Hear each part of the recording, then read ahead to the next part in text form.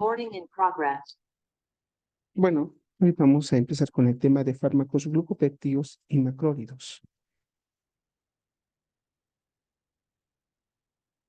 Los glucopéptidos son un grupo de fármacos que en este capítulo no se tomarán por la estructura o su mecanismo de acción, sino por razones eminentemente o netamente clínicas.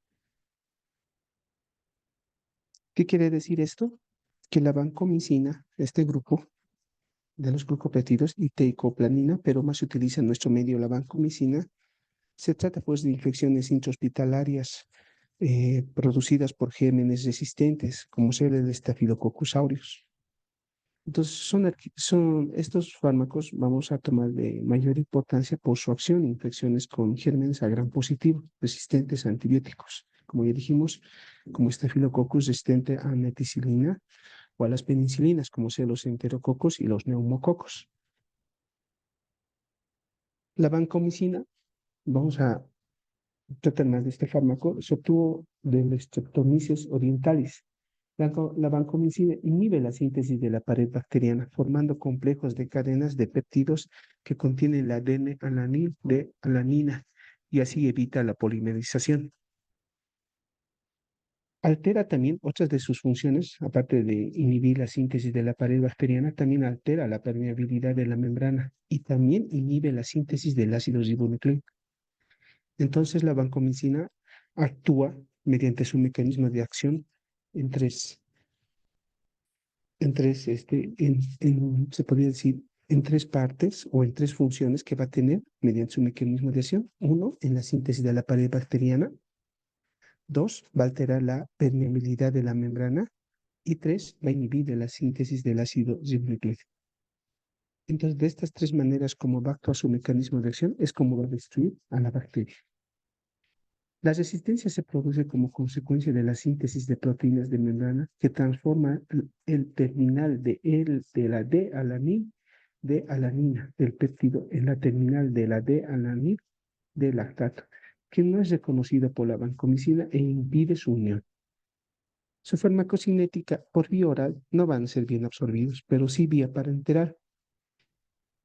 Y su eliminación va a ser por un filtrado glomerular de un 80 al 90% y un 10% por vía hepática biliar. Sus reacciones adversas. Es muy importante porque este fármaco es muy tóxico, ¿no? Entonces, toxicidad elevada se administra endovenoso. Si se administra de manera rápida, produce prurito, enrojecimiento o exantema, hormigueo, taquicardia, exantema macular eritematoso en el rostro, en la región del tronco, en los brazos. A veces va acompañado de hipotensión y shock. Su tratamiento es prolongado, en los tratamientos prolongados, mejor dicho, produce una neurotoxicidad con lesión del nervio acústico y pérdida de la audición. El nervio estato acústico auditivo o octavo par craneal produce también ototoxicidad. También produce neurotoxicidad. Entonces hay que tener mucho cuidado en los pacientes que tengan alguna alteración renal. Las aplicaciones terapéuticas para el Staphylococcus aureus es también para el Staphylococcus epidermidis, resistente a meticilinas, a las penicilinas isosalzólicas, para endocarditis producida por Corynebacterium en meningitis, por Flavobacterium meningosepticum, colitis pseudomembranosa producida por el Clostridium difficile. Entonces, la vancomicina nosotros vamos a utilizar como último recurso en aquellos pacientes que sí se han administrado otro tipo de fármacos que anteriormente ustedes ya han visto en los anteriores temas. Entonces, la vancomicina ya es, como nos dicen, para infecciones intrahospitalarias por gérmenes que son resistentes a diferentes antibióticos que anteriormente se han tratado en los capítulos anteriores. Otro grupo es la teicoplanin, otro grupo. Bueno, el mismo fármaco del mismo grupo, pero en nuestro medio no lo tenemos. Pero actúa sobre el Clostridium difficile. Su reacción adversa tiene el síndrome de cuello rojo, actividad antibacteriana, tiene sobre el Clostridium difficile. Su farmacocinética, cogimos, se administra vía parenteral, se une a las albúminas plasmáticas, donde cual son transportadas y se eliminan por un filtrado glomerular. Su mecanismo de resistencia de la vancomicina es también a través de una enzima precursora del péptido glucano. Entonces, esa es una forma de su mecanismo de resistencia. Ahora vamos con los fármacos macrólidos. Los macrólidos están compuestos por los siguientes fármacos: acitromicina, claritromicina, eritromicina y telitromicina. Los que aquí más vamos a ver, nuestro medio que más vemos es la citromicina, clarito y eritromicina. Bueno, los macrólidos son antibióticos en una estructura macrocíclica y que se unen a uno o más azúcares desoxi. Son antibióticos, como ya les dije, que son muy utilizados en nuestro medio. Por ejemplo, la eritromicina es uno de los primeros y también se utiliza como alternativa a personas con alergia a penicilina. Entonces, la eritromicina, a cualquier paciente que tenga alergia al grupo de las penicilinas, se utiliza como primera línea. Su mecanismo de acción de la eritra. Los macrólidos se unen a una subunidad 50S del ribosoma bacteriano e inhiben los pasos de la translocación de la síntesis de proteína y también interfieren con la transpeptidación. Son bacteriostáticos, pero a dosis alta pueden ser bactericidas. Su resistencia bacteriana se da por una disminución de la permeabilidad en enterobacterias, modificación por la concentración reducida del antibiótico o mutación de cromosoma, hidrólisis del anillo lactónico y expulsión de la actividad del macrólido exterior.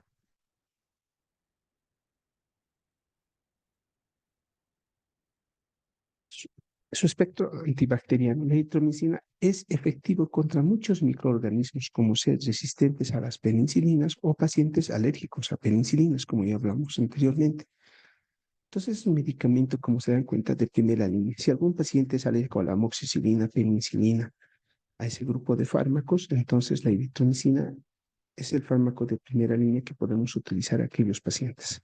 La claritromicina, igual que la eritromicina, es efectiva contra el Amebius influenzae y tiene mayor actividad con patógenos intracelulares, por ejemplo, clamidia, legionela, moraxella y helicobacter pylori. Acitromicina, al igual que la eritromicina, es más activa con patógenos respiratorios, por ejemplo, Amebius influenzae, moraxella catararis. Su uso es extenso, produce resistencia contra el Streptococcus pneumoniae. O sea, si la acitromicina utilizamos mayor a 10 días o de manera continua, pues podemos causar una resistencia contra el Streptococcus pneumoniae. La telitromicina no hay en nuestro medio aún, pero es similar a la citromicina y es parte de los cetolitos y neutraliza también los mecanismos de la resistencia más frecuente en los macrólidos. Ahora, de este grupo que a nosotros nos interesa entre la eritromicina, claritromicina y la citromicina, ¿cómo causa la resistencia a este tipo de fármacos? Se da por la incapacidad de los microorganismos de captar el antibiótico, la bomba de flujo. Menor afinidad de la subunidad del ribosoma 50S para el antibiótico debido a la metilación de la adenina del ADN del ribosoma bacteriano 23S en los microorganismos gram positivos. Y 4, por la presencia de esterasas de eritromicinas relacionadas con el plásmido, microorganismos gram negativos y enterobacterias. Entonces, esas son sus formas de resistencia a los antibióticos de la bacteria hacia el grupo de los micrólidos. Su farmacocinética. Son estables en el jugo gástrico y se absorben con facilidad. Por ejemplo, la eritromicina y la citromicina con los alimentos interfieren en su absorción, mientras que la claritromicina con los alimentos se absorbe mucho mejor. Su distribución.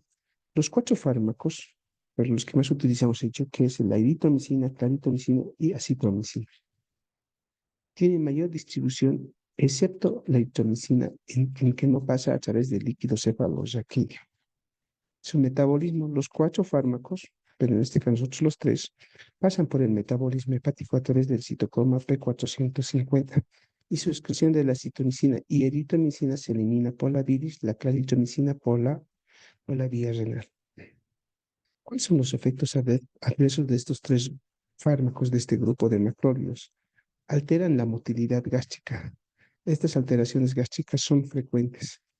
Por ejemplo, la eritromicina produce altas concentraciones, contracción del músculo liso, altera la evacuación de los contenidos gástricos. Entonces, si administramos por más de 10 días o 12 días en cualquier paciente, sea pediátrico o adulto, entonces va a alterar la contracción de la motilidad del músculo liso, en este caso del tracto gastrointestinal.